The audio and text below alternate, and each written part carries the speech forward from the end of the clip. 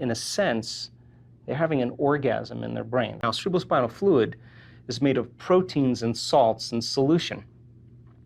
And proteins and salts in solution have a charge.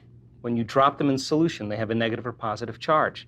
So now when you begin to inhale and you begin to pull that cerebrospinal fluid up towards your brain and you accelerate those charged molecules, according to physics, when you accelerate a charged molecule, you create a invisible field called an inductance field.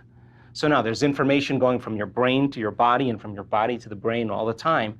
But when you do this breath and you start accelerating those charged molecules, you create this inductance field moving in a certain direction, and all of a sudden, all that energy from those lower centers start moving up to the brain. If you do this properly and you have a little passion and you start moving this fluid, there'll come a moment where the sympathetic nervous system will switch on and merge with the parasympathetic nervous system. And when that happens, all of a sudden, all the energy you use to make a baby, all the energy you use to digest a meal, all the energy you use in a stress response, instead of it being released out chemically, it's being drawn up to the brain. All that energy goes right up into the limbic brain, and it hits a gland called the pineal gland. And the pineal gland is a very specific gland that makes serotonin and melatonin.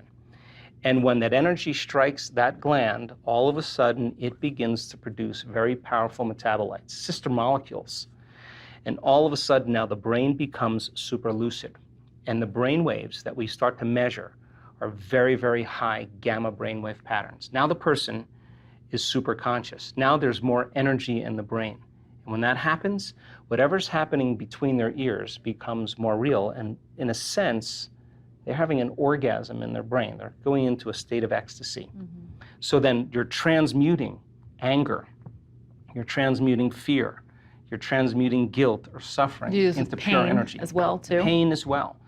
And so then the liberation of that energy, all of a sudden from this center all the way to the top of the brain, begins to create a powerful polarity, a positive charge at the head, a negative charge at the tail, and the body becomes like a magnet.